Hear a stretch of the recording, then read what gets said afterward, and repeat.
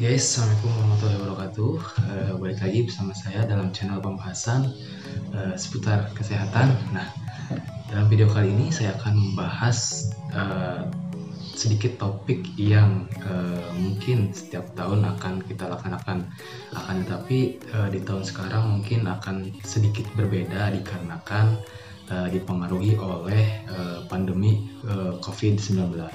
Nah, topik apa sih yang akan saya bahas? Sebelum lanjut dalam videonya, alangkah baiknya bagi yang belum subscribe, tolong bantu subscribe channel ini biar saya tetap semangat dalam membuat konten-konten selanjutnya. Nah, jangan lupa juga untuk dibunyikan loncengnya biar nanti kalau saya upload video ataupun konten terbaru ada notifikasinya buat kalian. Nah, dalam video kali ini saya akan sedikit sharing mengenai ibadah kurban di masa pandemi. Mungkin tahun-tahun kemarin ibadah kurban dilaksanakan ya seperti biasanya, yaitu memotong kurban baik domba ataupun kambing ataupun sapi dan ataupun kalau misalkan di Arab itu unta. Nah, untuk zaman sekarang ataupun pada saat sekarang mungkin ibadah kurban itu terpengaruhi oleh COVID-19. Kenapa sih dipengaruhi? Karena dari cara pelaksanaannya akan sedikit berbeda dari seperti biasanya. Nah, seperti apa sih cara melaksanakan ibadah kurban di masa pandemi?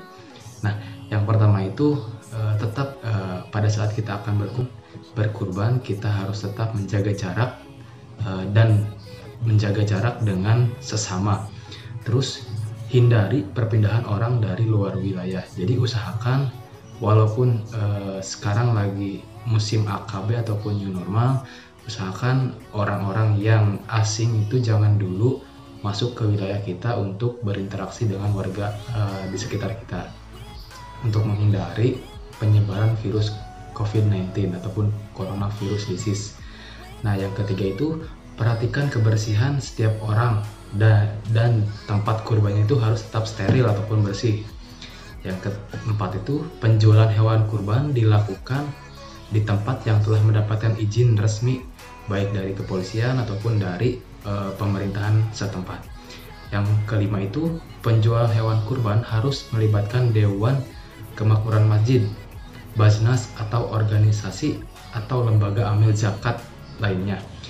Yang keenam itu penjual hewan kurban harus memakai alat pelindung diri. Nah, seperti apa alat pelindung diri untuk si penjual hewan kurban?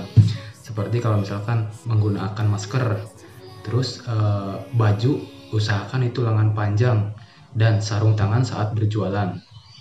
Yang selanjutnya itu orang yang masuk ke lokasi penjualan hewan kurban harus menerapkan CTPS ataupun cuci tangan pakai sabun, atau kalau misalkan tidak disediakan CTPS ataupun air dan sabun itu bisa menggunakan hand sanitizer terlebih dahulu. Yang selanjutnya itu penjual dan pembeli harus sehat, harus dibuktikan dengan adanya surat keterangan sehat baik dari puskesmas ataupun dari rumah sakit setempat. Yang selanjutnya itu hindari bersalaman dan bersentuhan langsung dengan orang lain, baik si penjual dengan pembeli ataupun kebalikannya.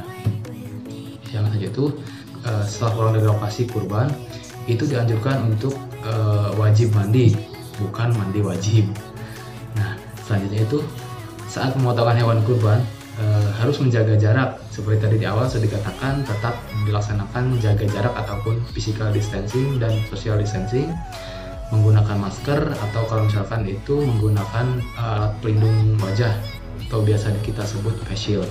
Yang selanjutnya itu yang terakhir, petugas pemotongan tidak boleh merokok, meludah, dan perhatikan etika bersin dan batuk selama pemotongan. Jadi kalau misalkan petugas ataupun panitia kurbannya itu sedang sakit ataupun tidak enak badan, alangkah baiknya itu tidak melakukan pemotongan terlebih dahulu, diserahkan ataupun dilimpahkan dulu ke orang lain yang lebih sehat dari dirinya. Nah, sekian yang dapat saya sampaikan, semoga bermanfaat bagi kita.